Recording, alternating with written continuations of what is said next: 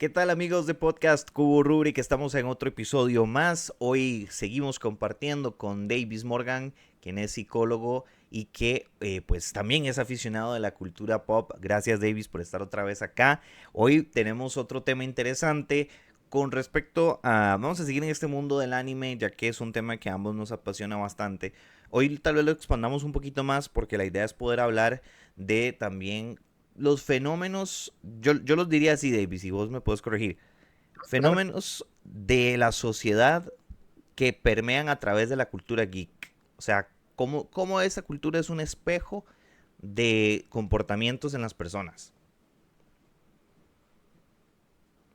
Ok.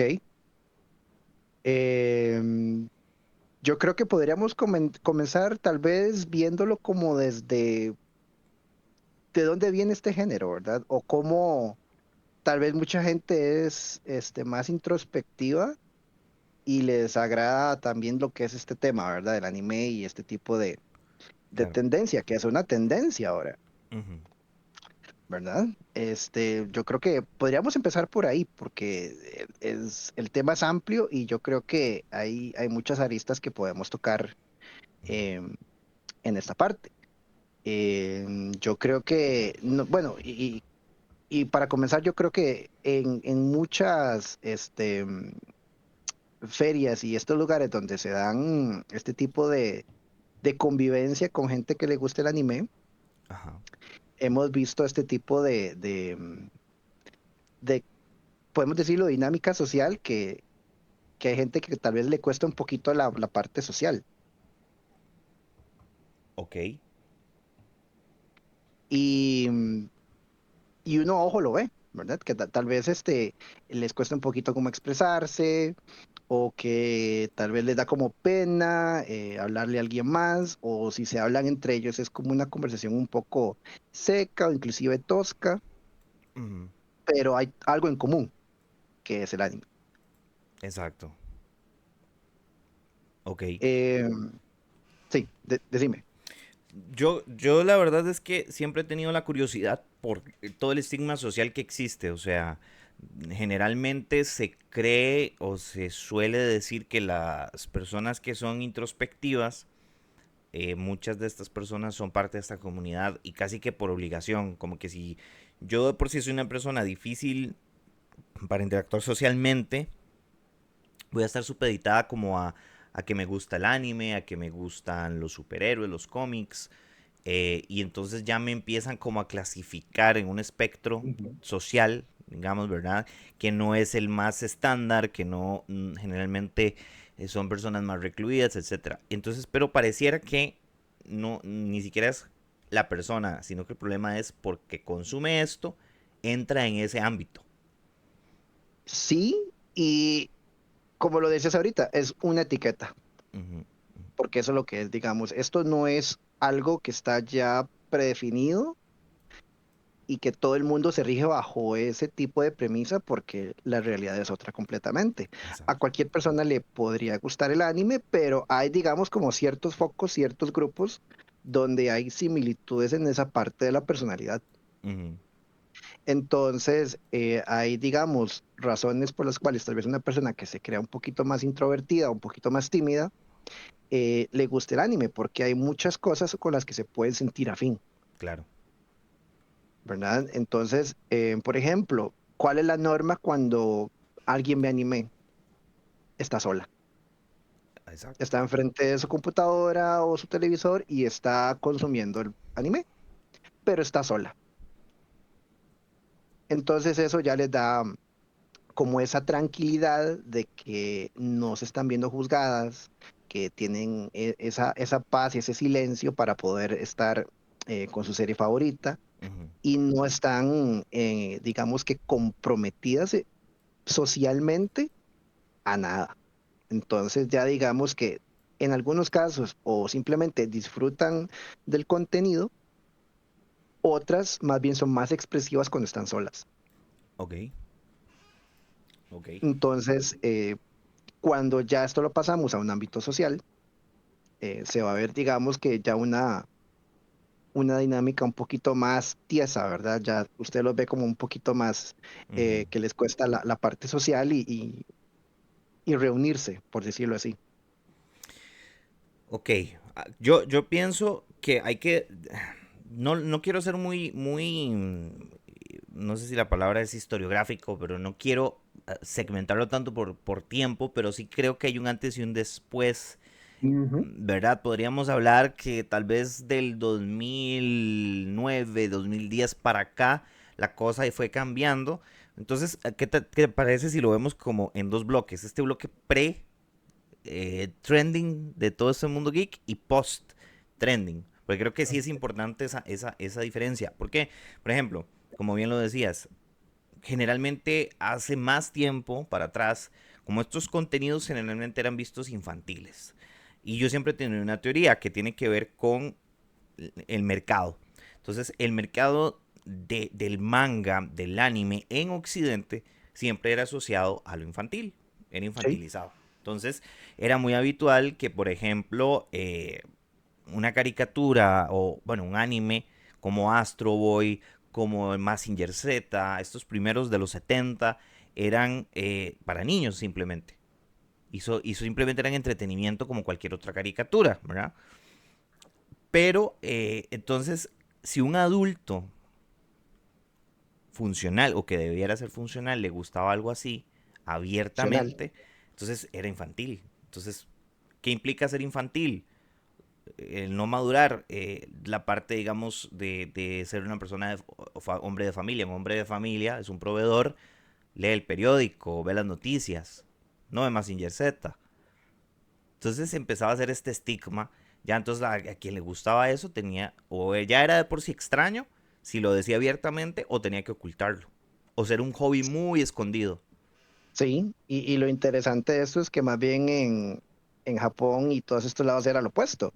Más bien eran los adultos los que realmente consumían esto. Ujú, Y el manga, y cuando, digamos, ya un manga crece y ya es muy popular, entonces, bueno, ya brinca a la parte del anime y aún así no está, digamos, limitado a un público infantil, ujú, porque son más que todos los adultos los que consumen el producto. Y esto lleva a la mercadotecnia a hacer figuras, una infinidad de material que son los adultos que trabajan los que las consumen. ujú, Entonces, cuando ya esto se empieza a traer aquí, a nosotros venimos de una cultura muy machista. ujú, Entonces ya el asocia era, si es animado, es para niños, porque un inicio lo que había era Disney, era Metro Goldwyn Mayers, ujú, eran las de estos de Popeye, que era Lou, ahorita se me fue el nombre, pero el que hizo Popeye, Superman, todos estos que también eran como competencia, estas tres compañías, entonces ya lo veíamos como algo para niños. Entonces ya, bueno, es una faulita de chinos para chiquitos. ujú. Correcto. Entonces ahí como que empezó ese estigma, igual esa etiqueta de que el anime, pese que tenía escenas a veces un poco fuertes o inclusive traumáticas para un niño, nos dejaban verlo. Ujú, ujú. Es cierto.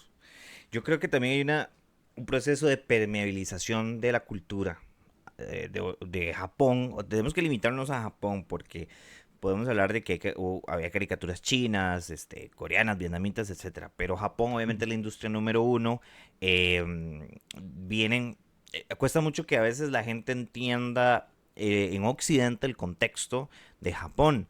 Japón viene de un proceso de prácticamente ser derrotados en la guerra, no solamente derrotados, sino masacrados, ¿verdad? Recordemos las bombas Así que atómicas, colonizados, sí. ajá, de Hiroshima y Nagasaki. Y yo siempre he tenido, no lo he confirmado, un historiador tal vez podría darnos, perdón, pistas más claras, pero se me hace que es que Japón entró en un proceso de pacificación con Occidente, sobre todo con Estados Unidos, ¿verdad? De Ujú. mercado.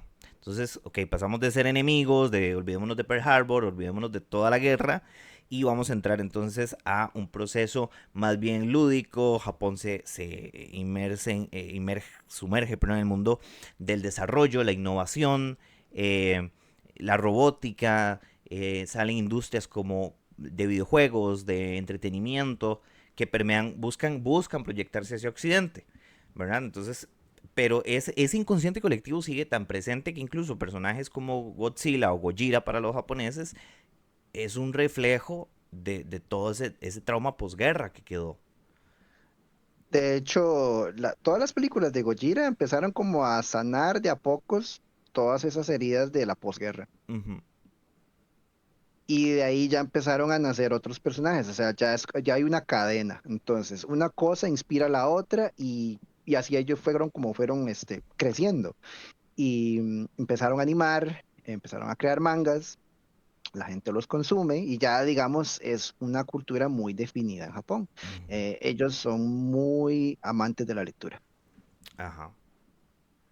De hecho, bueno, obviamente Japón también tiene unas bases de mucha disciplina, de tomarse las cosas en serio. O sea, por ejemplo, es más común que en Estados Unidos, por ejemplo, el entretenimiento sea más soso, tal vez, en un sentido de, digamos, como quiero decir, que busca ser simplificado. Digamos, el entretenimiento en Estados Unidos busca ser simple, fácil, llano. En cambio, los japoneses todo lo hacen muy complejo, ¿verdad? Entonces, si van a hablar de algo que puede ser medio infantil, no va a ser algo muy básico, va a ser complejo. Porque incluso los niños y adolescentes japoneses ya por sí tienen un razonamiento más complejo desde su sistema educativo, etcétera, ¿verdad? Entonces, para nosotros un mecha, para tal vez un chiquito acá en Occidente, lo vemos como un robot cool, pero para un niño japonés está viendo que es no sé, un mecanismo autómata que tiene componentes, que tiene piezas eléctricas, etcétera. Entonces, creo que hasta en eso, no sé qué opinas, pero siento que hasta en eso somos diferentes. O éramos en ese momento. Sí, el japonés tiene esa mentalidad de que va mucho más a fondo de lo que uno realmente está viendo en pantalla o está leyendo tal vez en un manga. Ujú, Porque el plan de ellos es que usted realmente sienta algo cuando está leyendo y cuando está viendo. ujú, Eh, Miyazaki es un genio para estas cosas, por ponerte un ejemplo. A él le encanta hacer las películas para hacernos sentir. ujú, Y eso es lo que la gente se lleva de los cines, de las plataformas, porque eh, te deja algo. Y ellos son, tal vez no serán muy expresivos en la parte social, pero sí ellos entienden muy bien el cómo expresar ciertos sentimientos y reflejarlos de forma de que la gente se sienta identificada. ujú. Sí. Y a ellos les encanta, digamos, jugar con esa parte de la imaginación, que eso es, digamos, si lo aterrizamos al contexto actual, es lo que mucha gente le gusta del anime, que usted tiene una variedad de historias, una variedad de mundos donde hay mucha fantasía Ujú, y mucha gente se va a sentir identificada, porque de alguna forma u otra van a conectar con el mundo y la historia que les están presentando. Y eso entonces va a proporcionar un escape de la realidad que están pasando y encontrar como ese sentido de identificación y de comodidad con la gente con la que también sienten esa misma pasión por X o Y serie. ahora es interesante cómo entonces va evolucionando también la narrativa del entretenimiento del manga, del anime. Luego pasamos entonces de tener este tipo de historias, tal vez hasta que sí, no eran tan complejas, pero sí tenían su componente interesante. Y también van creciendo estos autores, se van inspirando unos en otros. Y incluso tenemos fenómenos como el de Dragon Ball, que es ¿verdad? De las ideas que nace en Japón que más permeó a través, digamos, del anime y del manga en Occidente. El mismo Akira Toriyama eh, era, él le encantaban los vehículos, él era un experto y un aficionado en los mecanismos de los vehículos y si uno no pone atención en muchas cosas que él hace en Dragon Ball, se nos van por alto un montón de referencias a la cultura occidental. Terminator, Alien, películas icónicas ya de la ciencia ficción norteamericana y que él utiliza en su conceptualización de además una tradición clásica oriental, que es la historia de Son Goku, del viaje al este, Viaje al este. y cómo lo hibridiza con conceptos y elementos más de la ciencia ficción y más del entender occidental y crea un híbrido perfecto para el entretenimiento que a día de hoy sigue funcionando, porque logró mezclar componentes de ambas culturas y ahí es donde empieza a ver este proceso que creo que es el pilar básico de esta hibridación y de cómo empieza a permear en la cultura de Occidente. ¿Qué pensás sobre esto? ¿Me estoy volando o tiene No, sentido? no, para nada. Vas dando en el clavo. Porque, bueno, igual hubieron antecesores de Dragon Ball, Claro. pero la punta de lanza a mi manera de verlo es Dragon Ball. Ujú, ujú. Porque yo te podría hablar, previo a Dragon Ball, está Yu Yu Hakusho, está El Puño de la Estrella del Norte. em, Hay muchísimos otros que están, digamos, mucho más atrás, pero ninguno ha tenido el impacto que ha tenido Dragon Ball en todo el continente, por decírtelo así. Ujú. ¿Y qué tenía Dragon Ball? Tenía varios componentes. Tenía componentes de un humor sencillo, fácil de digerir, de situación, hasta un poquito picante, morboso, digamos. Ujú. Sí, Y que bueno, que no hay que olvidar que el primer trabajo de Toriyama es Doctor Slump, que también ya era bastante exitoso, pero en Japón.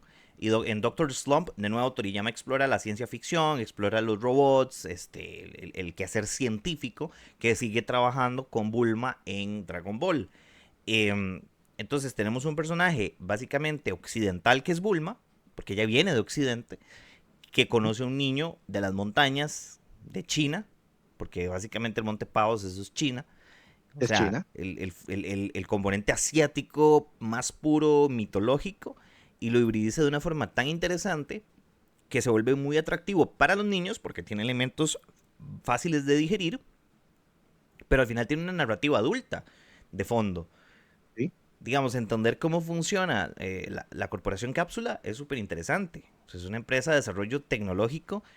O sea, que creo que el día que alguna empresa logre, que probablemente sea Elon Musk, logre desarrollar las cápsulas de Capsule Corp, o sea, ese día la humanidad se le va a explotar la cabeza y decir, esto lo vi en un manga del 80 y pico. Eh, Profético. y entonces él logra hacer ese primer momento grande que va a impactar mucho a generaciones de niños que no nos vamos a olvidar de eso. No es como cuando uno ve una caricatura, Davis, y que uno se queda como lo divertido que le hacía a uno gracia como niño y que uno de adulto la ve y dice, mira, me cuesta, ya, porque ya es un humor muy básico, es un humor. Pero Dragon Ball no. Dragon Ball se quedó en el imaginario de muchos niños, de nosotros, que fuimos creciendo. Todos somos niños por dentro. Exacto, bueno, sí. Y seguimos, pero seguimos analizándolo y podemos llegar a estos análisis que incluso de niños no los hacíamos. Sí, es como poner en una balanza. Yo tengo a Drupi de un lado y tengo a Goku del otro. O sea, ¿qué voy a escoger? Ujú, ujú.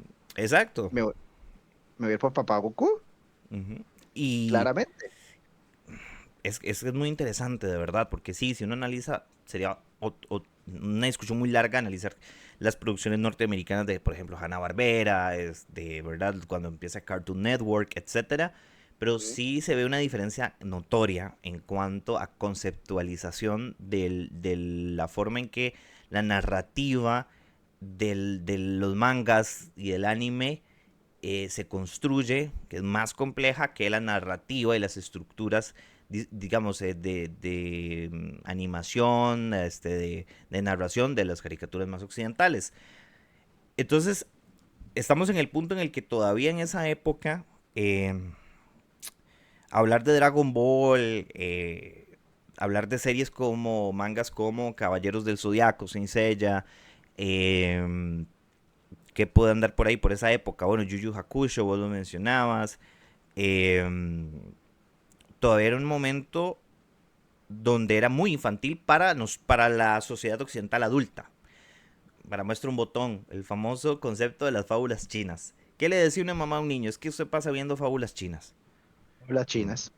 Esa O era la etiqueta. esa es la etiqueta, o mi favorita, la cinécdoque, que es que él ve Goku. Goku era cualquier cosa. Goku. Desde Capitán Subasa hasta Saint Seiya, todo era Goku. Y ya empezó a llegar un Sí. merchandising un poquito más visible, empezaron a llegar sobre todo productos chinos de baja calidad. Aquí lo que llegaban eran imitaciones pobres, ¿verdad? Que dicho sea de paso, estamos limitándonos como porque es un tema complejo. Los videojuegos creo que tienen una evolución todavía un poquito más fuerte que el manga y el anime. Entonces, si habláramos de videojuegos, tenemos que hacer otra cronología. Porque ya los videojuegos sí están un poquito más consolidados en un mercado hasta adolescente adulto por aquella época.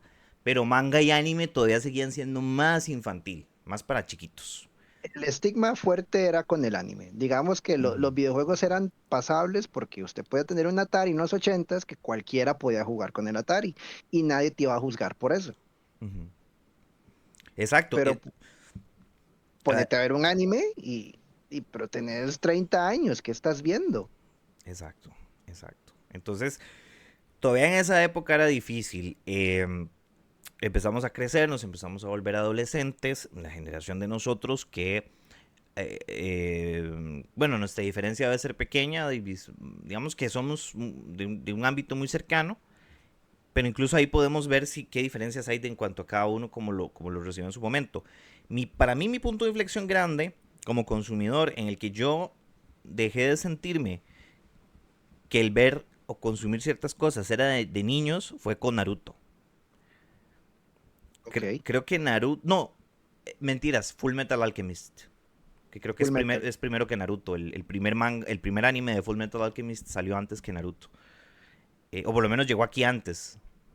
Creo que es 2004 y Naruto es 2006. Vamos a corroborar nada más por acá. Vamos a ver.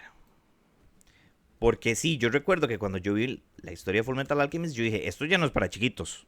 O sea, yo era un adolescente y yo dije, esto se come diferente. Esto no, A un eh, poquito más arriba del promedio.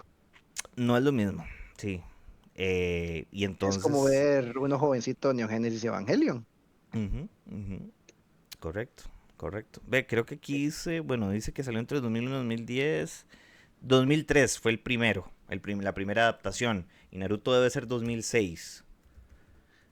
Entonces sí, yo me acuerdo que yo venía a ver Full Metal Alchemist y era una historia densa, una historia fuerte. Sí, sí, no he tenido la oportunidad de verla, pero sí, sí me la han recomendado muchísimo. 2002 es Naruto, Y pero perdón, Naruto llegó, 2012. Naruto llegó 2002 y llegó un poquito más tarde que Full Metal. Creo que primero Ah, llegó aquí a Latinoamérica Full Metal. Bueno, vos conoces a grandes rasgos la premisa de Full Metal Alchemist, ¿verdad? sí. Hablan de la transmutación, de la alquimia, como la ciencia, como la verdad de la ciencia en ese mundo.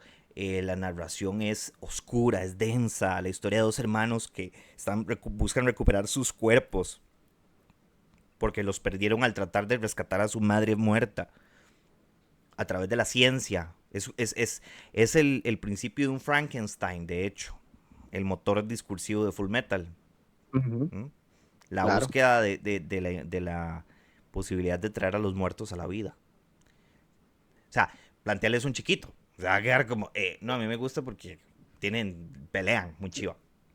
Pelean y son dibujitos bonitos, Exacto. pero es un tema, digamos, que es un poco difícil de explicarle a un niño. Si uno, digamos, está con esa supervisión, Ujú, eh, ¿cómo puedo yo abordar el hecho de que existe hay alquimia, hay cosas que digamos, que desafían a la ciencia y, y que estamos hablando de temas de muerte de ujú, por medio, ¿verdad? Que es lo que me estás ahorita claro. referenciando. Entonces son temas que para, para un niño son un poco difíciles de entender, máxime que estamos hablando de este proceso que es muy duro Ujú, y también a los niños les cuesta mucho aceptar cuando alguien se va. ujú.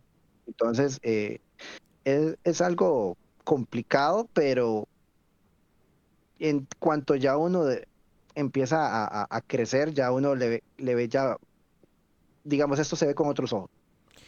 Y digamos que ahí empieza, ya estamos hablando de inicios de la primera década de los 2000, que poco a poco esto casi que evoluciona de la mano a mí me pasó mucho, entonces por eso yo lo llevo mucho a mi caso, no porque Ujú. quiera hablar de mí, pero es que justamente cuando empieza a darse esta evolución, este progreso narrativo y empiezan a llegar cosas más profundas, más interesantes en narración que ya existían en Japón, estamos hablando de cómo llegaron a Occidente, ¿verdad?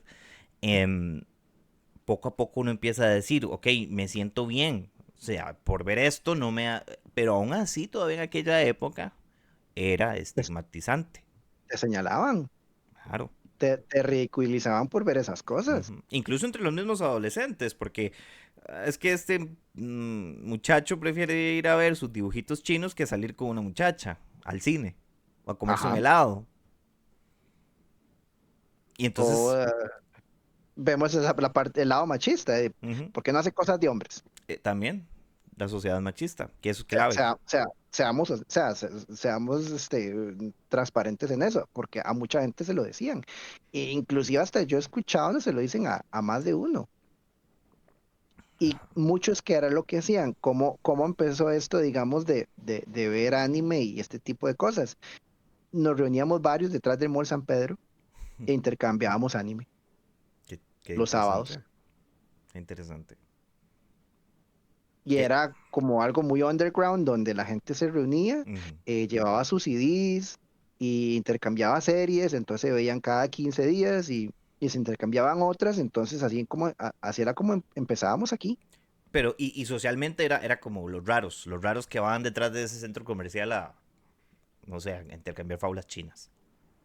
Exactamente. Bueno, y mucha gente se quedaba viendo como, ¿qué les pasa? ¿O qué Exacto. están haciendo? O sea, ¿por qué se pasan ahí cajitas y discos que Correcto. se están traficando?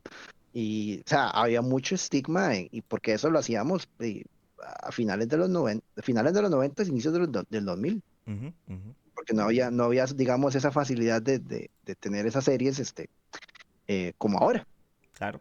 que las podemos descargar y ver directamente en plataforma. Ahora hay otro componente que va muy de la mano, de nuevo, en el contexto occidental, todavía incluso más arraigado en Latinoamérica, pero creo que tiene ciertos paralelismos, pero quedémonos en Latinoamérica. El tema religioso. Uf, ¿Cuánto implicó también el rechazo social por ir en contra del canon religioso, del dogma occidental con respecto a todo esto? Con lógicas razones, para los japoneses, las referencias de la cristiandad y la cultura occidental son recursos estéticos, son recursos narrativos. Entonces, ¿qué pasaba? Cuando esto se interpolaba a nuestra sociedad, se veía como ofensivo o disruptivo. Veas el ejemplo de Mr. Satan en Dragon Ball. Véase claramente. toda esta idea de que Pokémon, Yu-Gi-Oh, todo era satánico. Ese era el argumento fuerte de esa época. Sí que habían invocaciones, magia, Magia. pongámosle el tema que usted quiera, pero el punto es que para el dogma, digamos, cristiano católico, esto estaba completamente en contra de las creencias y de todo lo, digamos, que está dentro del dogma completo, ¿verdad? Entonces, ¿qué era lo que uno escuchaba en las prédicas de las iglesias? Esto es del demonio, esto lo que está aquí, lo que están interpretando es esto y esto y esto. El famoso pastor cristiano que salía en VHS, que satanizaba el PlayStation, satanizaba, bueno, hasta Disney se fue entre las patas Bueno, con sí. ese Que señor. Disney, le cuento que entre Disney y el manga o anime era peor Disney, pero bueno, ya eso es otra Ah, sí, discusión. Tiene más cola que la imagen Disney, pero bueno. ese Entonces, es tema para otro capítulo. exacto. Entonces se daba esto. Y entonces, ¿qué es lo que empieza a suceder también? Em, entonces ya todo era oculto, era tabú tener gustos por esta cultura de anime, de tener figuras, los pósters, entonces empiezan a hacer esta idea que de por sí lo de los pósters es súper viejo, es como el fetiche, la fantasía, no sé, de tener en aquel momento modelos de portadas o de las series más populares de esas épocas, entonces, pero la generación de nosotros, en vez de tener pósters de Pamela Anderson, teníamos de un anime o de un manga, de Inuyasha, de Caballeros del Zodiaco. Entonces los papás se quedaban, qué raro. Es que lo normal es que mi hijo tuviera un póster de una mujer semidesnuda en el cuarto y no de un monito chino. De un dibujito. Ujú. ¿Te Vea acordás? perdón, Davis, y vea lo radical que es lo que estoy diciendo, que ahora ser adulto y tener figuras de colección es lo más normal del mundo. Y estamos hablando de hace 20, 25 años, tener un póster de Caballeros del Zodiaco en tu cuarto en vez de la foto de portada de la modelo de turno, ya era rarísimo. Y tu papá probablemente te iba a juzgar. Y venía la regañada de por medio. De hecho, me acabo de acordar, tengo ese flash de cuando en un periódico satanizaron completamente a Dragon Ball. No sé si nunca viste ese artículo. Es muy famoso aquí No, dentro de no, la parte nacional, no, no lo pero llegué a ver. le dedicaron 2 páginas completas para supuestamente descodificar todo el simbolismo de Dragon Ball. Todo. Hasta se dejaron decir que la serie se la ofrecieron al diablo y Ok. que había un culto de gente en una sección no recuerdo bien si era en Japón o en China, donde no tenían acceso a medios ni a nada porque era su culto de adoración. Entonces ellos hacían completa adoración al demonio con tal de que la serie tuviera éxito. O Exacto. sea, era una cantidad de cosas que yo decía, esto, o sea, no tiene el menor sentido, yo no sé qué tipo de persona escribió esto o de dónde sacó su información, porque Entonces eh, es puro amarillismo. no tiene el menor sentido. Pero igual, en la red todavía andan esa información por ahí. Si la encuentro algún día te la voy a compartir para... Claro. Y es increíble entonces que estamos hablando de elementos estigmatizantes exteriores, ¿verdad? El componente religioso, el componente de qué se espera de un adolescente o un adulto funcional y Ujú. componentes interiores, que es porque si yo me identifico o siento un apego por estas series o por esta cultura, me hace ser distinto, entonces soy raro, soy diferente, porque entonces si me gusta tener mis pósters de mis series favoritas, mi familia me ve feo, entonces empieza a ver toda esta mezcla que genera introversión, genera pena de decir qué es lo que uno es. Y creo que a muchas personas en esa época les tuvo que haber sucedido que no es que no quisieran socializar, además que las vías de comunicación eran más estrechas y no era Ujú. tan común. Entonces, si tal vez yo en mi colegio o en mi escuela era yo y otros dos más los que nos gustaba eso, entonces éramos minoría, éramos los raros. Entonces crea todo este elemento estigmatizante que empieza a catalogar a estas personas de no es que son raras, son extrañas. Sí, de hecho, desde ahí comienza, claramente, porque inclusive yo me voy a meter en esa colada, porque yo también era de los que eran un poquito más introvertidos, porque me gustaba el anime. Ujú. Y era un poco difícil a veces, digamos que hacer el fit con el resto de la sociedad, porque no es tu nota, no es lo que a ti te gusta. Entonces sí era como un poco complicado convivir con mucha gente, porque todavía es una mentalidad cerrada, pero lo antes era mucho más, hace unos 20 años aproximadamente. Davis, ¿por qué necesitamos prejuzgar? ¿Qué nos da a nosotros dentro de la sociedad o dentro del principio, digamos, de relación con los demás, el tener yo la capacidad de poder prejuzgar al otro y de atribuirle características negativas en pro de sentirme mejor? ¿O ese es el objetivo? ¿O por qué lo hacemos? Hay muchos factores. Hay mucha gente que lo va a hacer porque su sistema de creencias le dice que no es correcto lo que están haciendo, entonces necesitan eh, poner sus ideales por encima de los demás, completamente irrespetando el modo de pensar de cualquier otra persona. Hay gente que simplemente es de muy baja autoestima y necesita de alguna manera reafirmarse como alguien mejor que la persona que tiene a la par y la va a tirar al suelo. Entonces,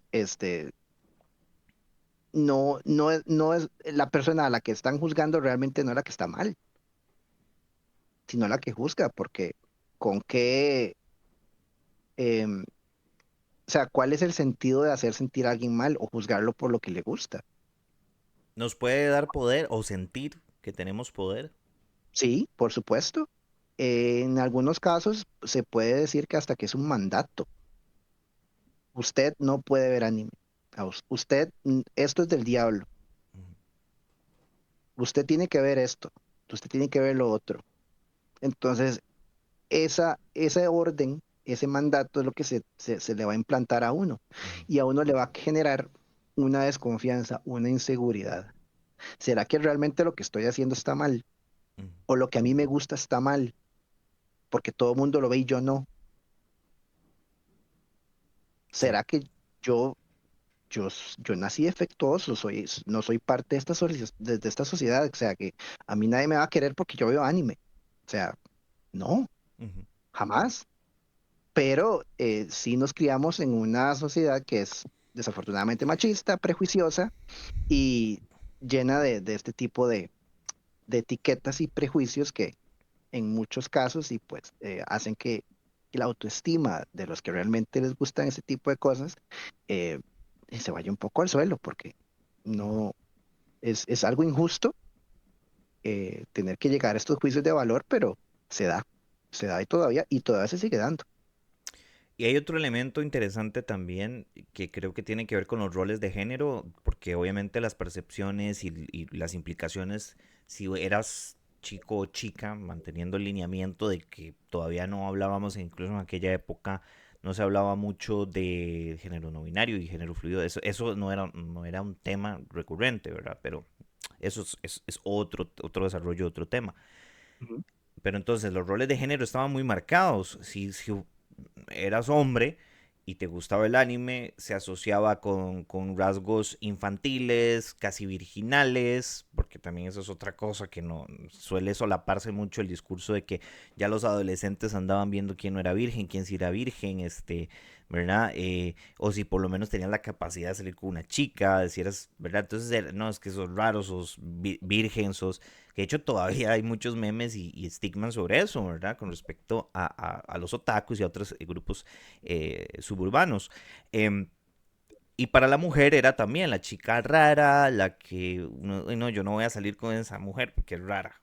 Entonces, La eh, Daria, les decían antes. ajá, entonces el rol de la mujer en ese caso no era de pronto eh, no ser, por ejemplo, o sea, no ser femenina incluso, Ujú, sí, porque de pronto entonces no, lo que te tiene que gustar como mujer son estas cosas, las telenovelas o X y Y cosa.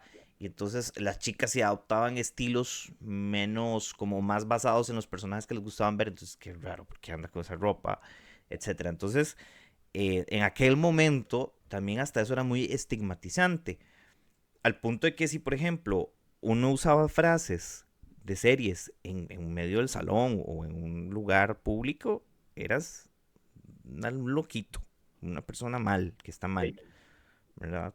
Eh, y cómo llegaba un punto en que entonces te sentías solo, te sentías en una isla de incomprensión. Además de que ya de por sí la adolescencia es súper difícil de transitar con tantas cosas que hay de por medio. Si tenías estos gustos, ya era un aislamiento grande y buscar, en aquel momento había gente que tal vez se animaba más, pero era difícil. Tal vez los blogs, esa era otra cosa, empezaba la gente a sumergirse en este mundo más digital, de pasar en sus casas viendo series y de conectarse en un blog y chatear con gente de otras partes sin nunca verse. Todo esto generaba un casi autorrechazo. no, no tanto el autorrechazo, pero te predispone a no comprometerte en situaciones donde te vas a ver, digamos, envuelto y no vas a saber cómo manejarlas. Entonces, esa presión social se va a hacer así, Ujú, completamente casi que nula, porque estamos prácticamente interactuando por texto. ok, Entonces, ya sea porque estamos viendo anime o estamos leyendo manga, eh, no voy a sentirme abrumado porque necesito salir a expresar lo que yo siento a un montón de gente y muy probablemente lo que voy a obtener es una reprobación de la gran mayoría. ujú. Y yo no voy a tener las herramientas emocionales para poderlo manejar. Entonces me voy a sentir mal y me voy a tener que volver a recluir porque nadie me entiende, nadie me quiere y yo estoy solo.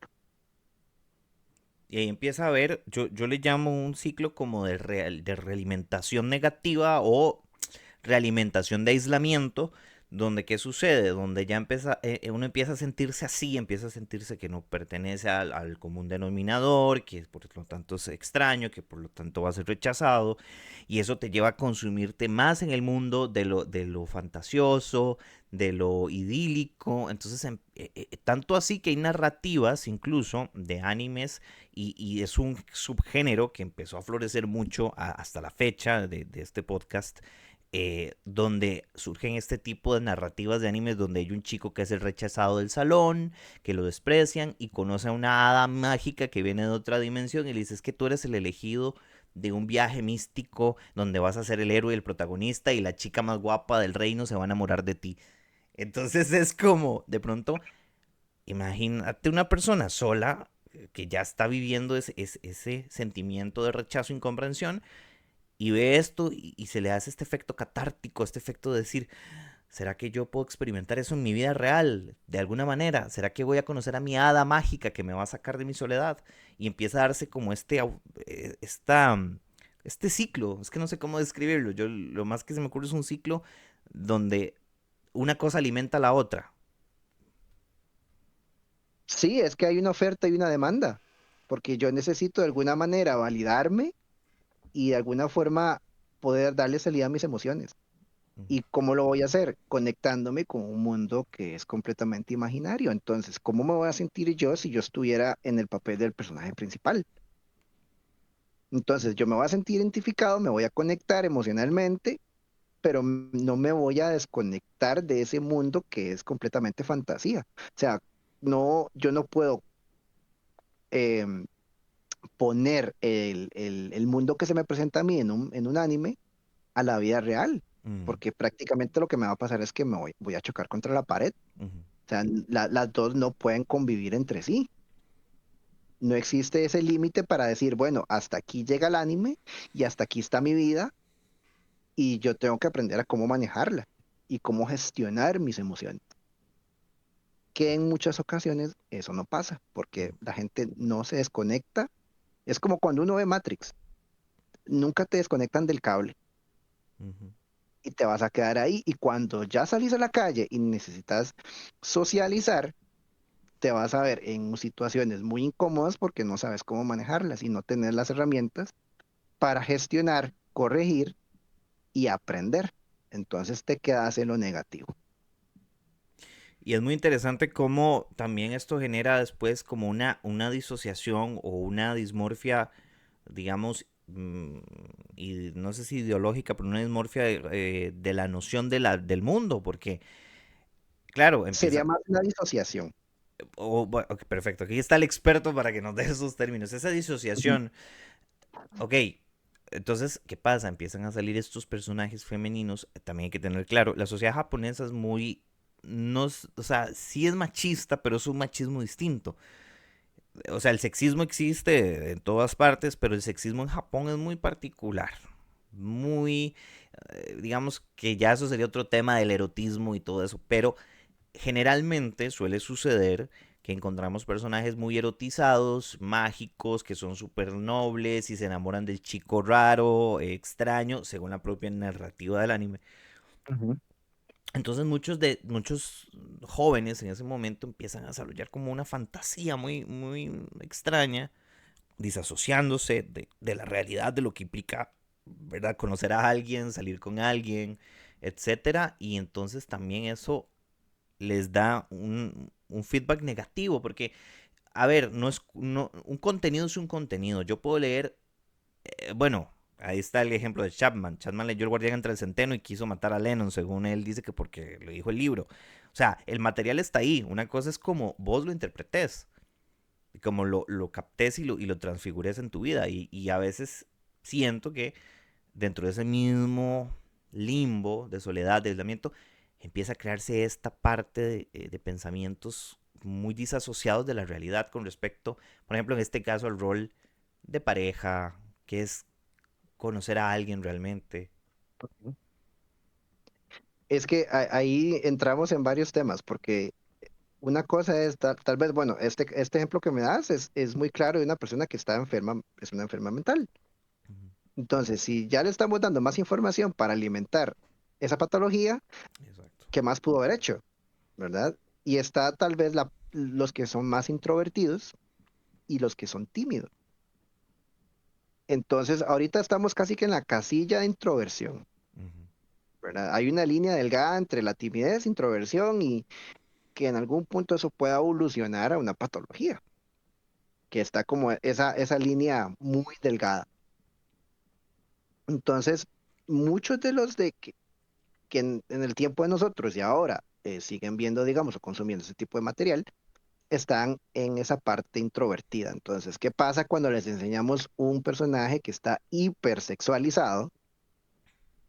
Que van a pensar que la norma es que la mujer eh, tenga bustos enormes, caderas enormes y que tenga unos ciertos rasgos eh, en la cara que los asocien con algo bonito, algo que les resulte lindo o, digamos tergiversa lo que es la definición de belleza. Ujú, ujú. Claro. Entonces, cuando llegan a la realidad y ven a la gente afuera y, o sea, no se van a sentir cómodos con nadie porque ellos ya tienen una idea predispuesta de cómo tiene que ser una mujer Ujú. o en su mente qué esperan ellos de una mujer o de un hombre, porque también pasa a la inversa.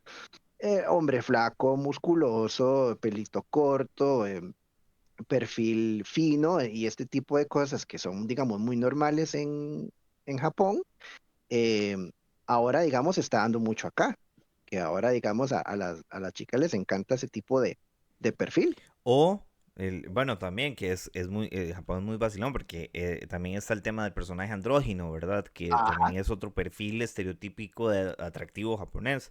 los trapitos.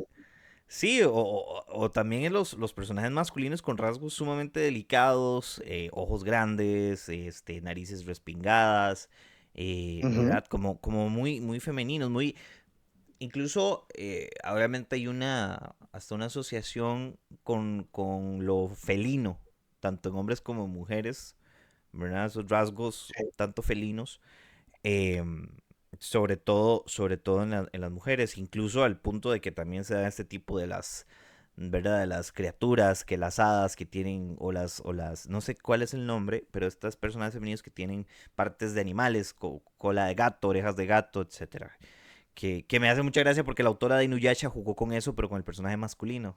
Pero ahí es Ajá. la mano de la autora.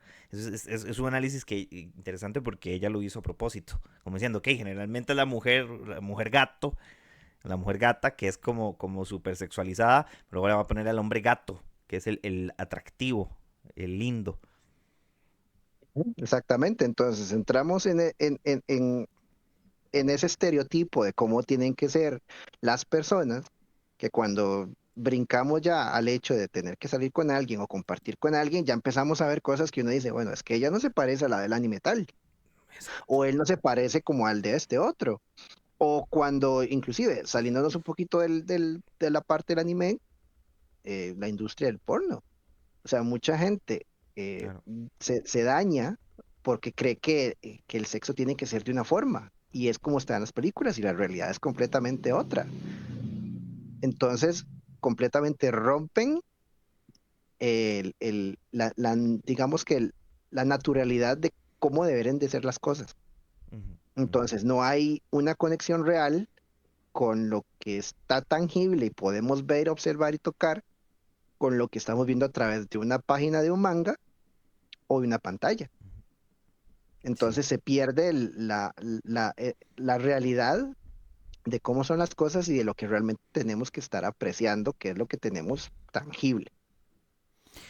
La catarsis es este concepto de experimentar algo a través de una narración, de una historia que nos permea, que nos hace casi sentirla como propia, ¿verdad? Y que generalmente tiene un fin de aprendizaje. Esto viene desde la tradición clásica, obviamente eso lo trabajó Aristóteles, sin entrar en mucho detalle por cuestiones de tiempo, pero he escuchado definiciones sobre la literatura a la que se refiere, que es aquello que nos lleva a lugares y sospechados, a lugares riesgosos, sin las implicaciones y el riesgo que correríamos si lo hiciéramos de verdad. O sea, básicamente es un aprendizaje de algo o experiencia, conocer la experiencia de algo a través de sensaciones sin vivir los riesgos reales de eso, de ello. Entonces, ¿qué Que sí, pasa? Ajá, perdón.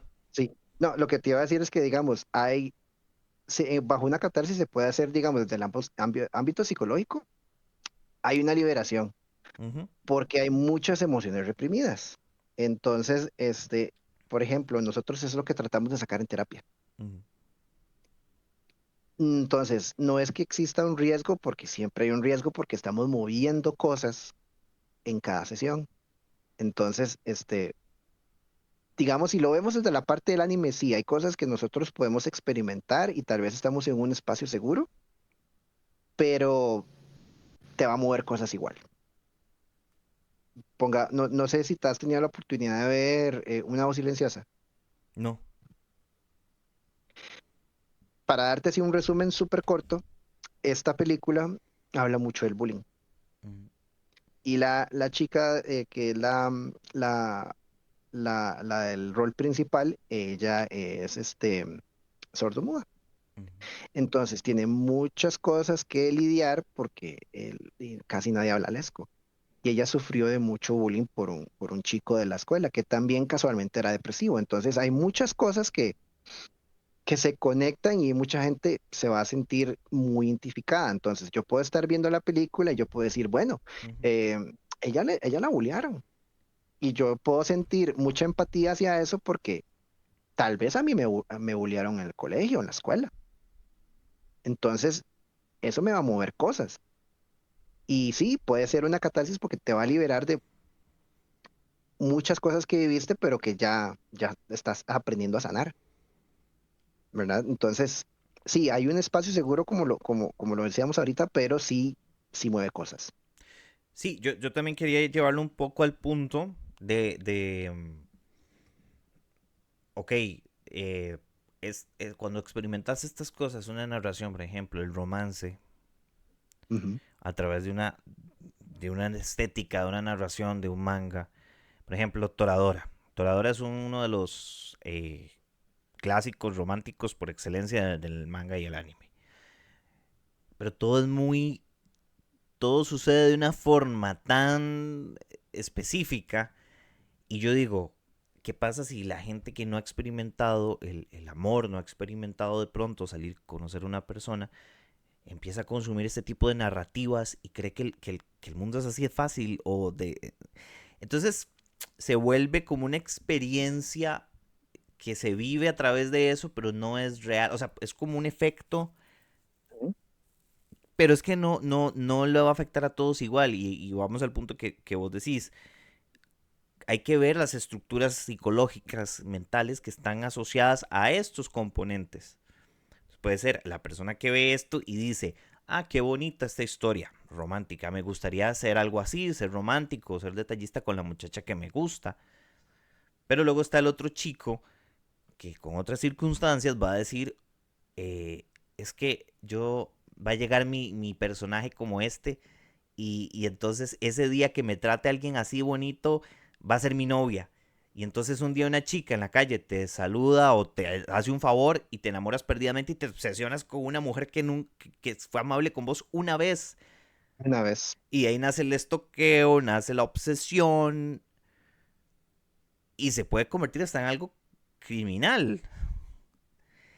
Sí, hay casos heavy. Sí, Y entonces es complicado decir que o sea, que esto es culpa de un manga o culpa del anime. Yo siento que eso es un contenido. Está ahora el proceso que vos vas a hacer, pero se hace una generalización de eso, o se hizo mucho. sí, De quien consumía estas cosas iba a ser así, de extraño. y esa es la etiqueta, pero realmente todo eso viene desde la casa. Ujú, Cómo te criaron a vos, o sea, con qué valores, con qué ideales, con quién te crió, porque en muchas ocasiones tal vez no fue la mamá o un papá, fue un tío, fue un abuelo, fue una abuela, entonces la crianza cambia mucho, entonces tus valores van a ser muy diferentes a los de los demás sí.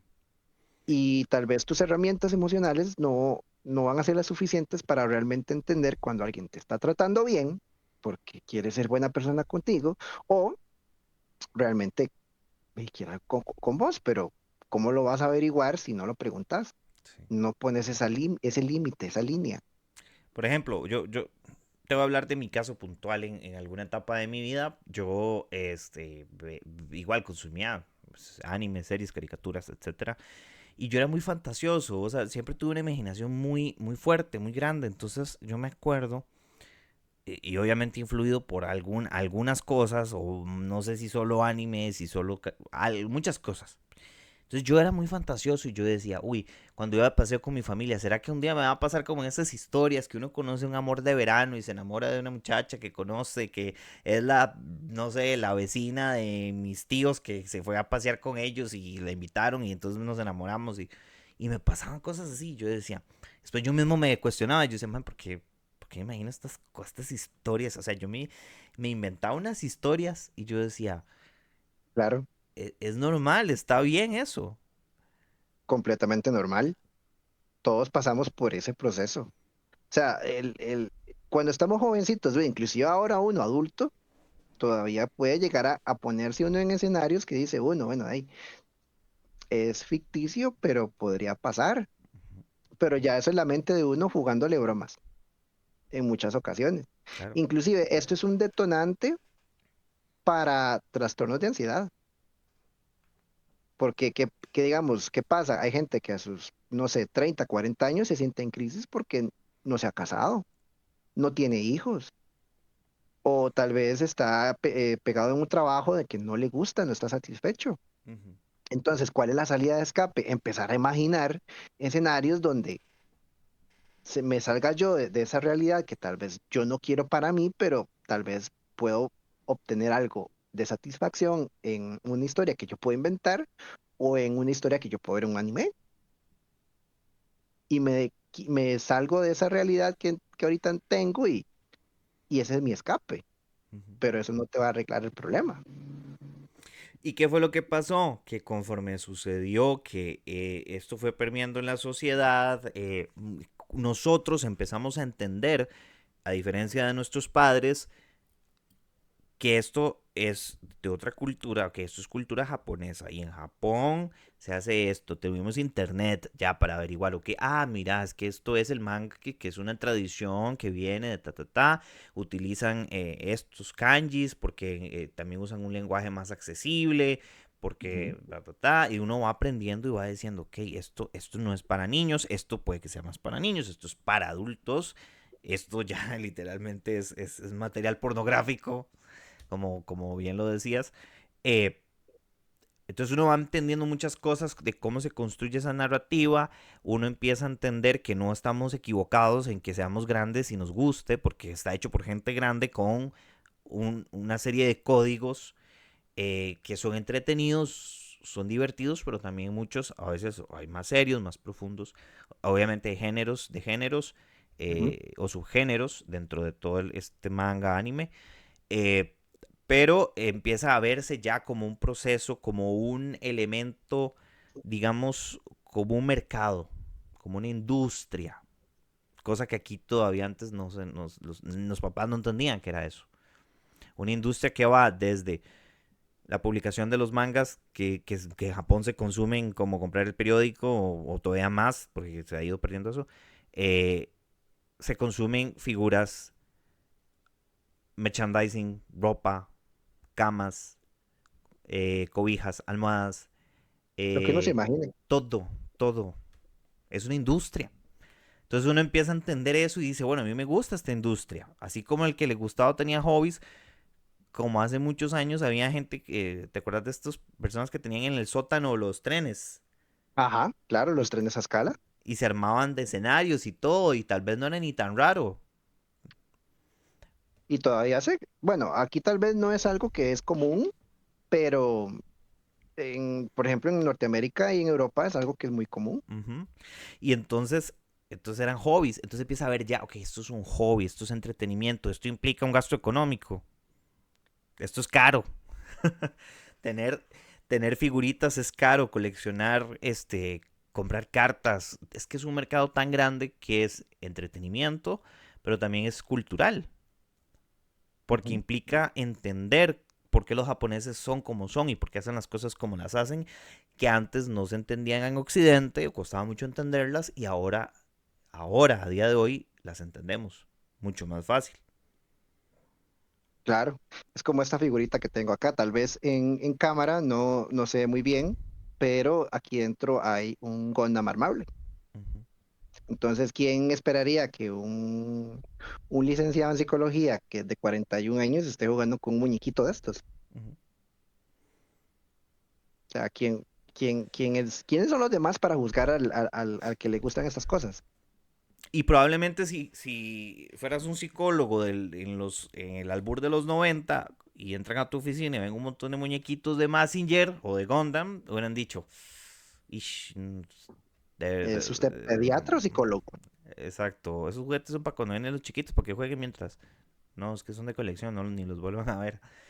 Ujú. Obviamente estamos hablando de un cambio de 20, 25 años enorme. Obviamente porque los procesos han ido evolucionando, el mercado, la industria japonesa fue permeando en Occidente muy fuerte y culturalmente ellos han buscado impactar Occidente. Es que también hay un programa sistemático de ellos para lograrlo. Que ahora es lo que están buscando hacer por ejemplo, los árabes o los árabes no, porque serían de Arabia, la gente de Medio Oriente, Medio Oriente. estas naciones acaudaladas que están buscando cada vez más occidentalizarse, metiéndose en los mercados y productos más occidentales, como el wrestling, por ejemplo, que otro día podemos hablar de wrestling también, como los jeques están invirtiendo millones de millones hace ya bastantes años en la industria del wrestling y el entretenimiento deportivo. Porque, Bueno, y le pongo otra. ujú, ¿Dónde van a hacer el parque de versiones de Dragon Ball? exacto.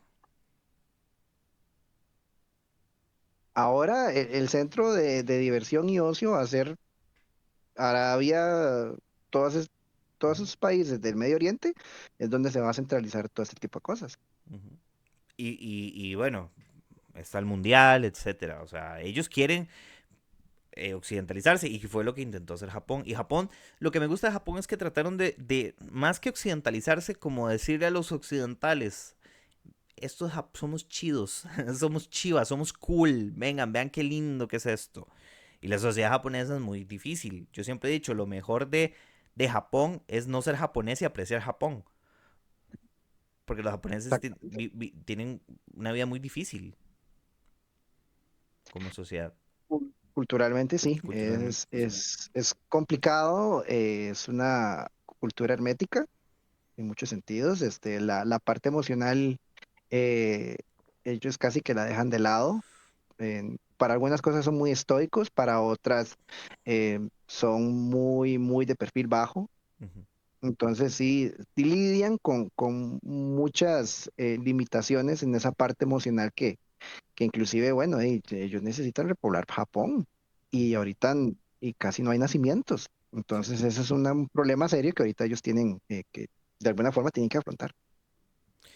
Es un tema complejo y creo que nos da para muchísimo. Se nos está acabando el tiempo, pero yo quisiera tal vez que cerráramos con un mensaje de tu parte con respecto a qué implica para nosotros actualmente si yo voy y te digo en sesión, soy el señor X y llego y te digo, Davis, es que yo estoy preocupado porque me gusta, tengo una colección de Pokémon, figuritas, tengo un cuarto lleno de figuritas de Pokémon, tengo un problema, me gusta ver anime, tengo 37 años, tengo un problema, soy raro, soy excéntrico.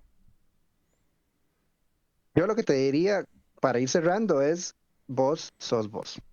Si eso es lo que te gusta, eso es lo que vas a hacer. No tenés que sentirte mal por cosas que realmente te están haciendo bien. Nadie te está haciendo daño, vos no te estás haciendo daño y estás prácticamente haciendo lo que a vos te gusta y estás trabajando para obtener las cosas que a vos te gustan. Entonces, ¿por qué estamos tratando de hacernos daño o cuestionar nuestra personalidad con un hobby que tenemos que realmente es el que nos llena? ¿Cuál es el sentido? ¿Por qué nos estamos haciendo daño? ¿Qué querés conseguir con cuestionarte el hecho de que tenés un hobby, un pasatiempo que es sano, que es bueno y te gusta? Sí. Yo le tiraría la bola completamente y para que hagas el insight y decir, si esto te gusta y no te hace daño y prácticamente estás feliz con lo que haces, ¿por qué cambiar? Y lo más importante que no se les olvide es que para ser coleccionista o para ser amante de todo esto hay que trabajar, hay que ser muy funcional Sí. y bueno, y qué lindo incluso si tenés a una pareja que quiere entrar en ese mundo con vos o de pronto explicarle, porque eso es lo bonito también, digamos, cuando hay parejas que uno ve que la persona, una persona no entiende la afinidad por esto con la otra y le cuentan y entonces se va haciendo algo bonito también, explorar eso con la otra persona o con los amigos, porque también puede ser grupos de amigos que no sean necesariamente que les guste estas cosas. O sea, nuestra funcionalidad del día a día está ahí normal, no nos hace excéntricos, no nos hace extraños. Y ahora, y también otra cosa que se volvió de moda en algún momento, más bien ser así, tampoco vale la pena hacerlo por moda o para salir con gente o no sé, creo que al final uno tiene que vivir lo que lo hace sentir bien de verdad y ser honesto con uno mismo. Sí, exactamente. Si uno es introvertido, no está mal, es completamente válido. Si a mí me da pena tal vez interactuar un poquito más en la parte social, es válido. Tal vez yo no me siento cómodo, yo no voy a forzar a nadie a hacer algo que no le gusta. Y si le gusta ver anime, que vea anime, pero todo con medida, Ujú. Todo con que yo creo medida. que eso. Esa frase es la que yo siempre he dicho, todo en exceso, las cosas en exceso hacen daño, las dietas en exceso hacen daño, pasar horas viendo solo anime puede hacerte daño, Ujú. eh, etcétera, etcétera. Muchísimas gracias, Davis, por acompañarnos. De verdad, se nos va súper rápido siempre el podcast hablando de estos temas. Como siempre, invitarte a que cuando quieras estés de nuevo por acá. Igual Claro que sí. compartinos tus redes para que te puedan ahí ubicar. Y de paso, no sé si también tenés algún comentario, algún cierre, algún postdata que tengas por ahí. Sí, de hecho, cuando hablamos esto de tener, digamos, medida para ver este tipo de cosas o cualquier otro tipo de material, porque tampoco nos podemos cerrar a que solamente es anime, no todo es anime, pero sí, sí tener mucho cuidado con lo que estamos viendo, tal vez para no impactar cómo nos vemos nosotros como personas, que la imagen corporal no se dañe, que tratemos de no estar en exceso aislados, que eso es lo que hay que tener un poquito también de cuidado. Está bien ser aislado, estar en su mundo y en su ride, pero también hay que salir, hay que socializar, porque es parte de nuestra naturaleza, somos seres sociales. Y que si estamos pasando por alguna situación, hay que pedir ayuda. Sí o sí, si yo me siento ansioso, si yo me siento triste y tal vez mi único consuelo es ver anime, está bien, pero eso no me va a dar respuestas y tampoco me va a solucionar el problema. Necesito buscar ayuda.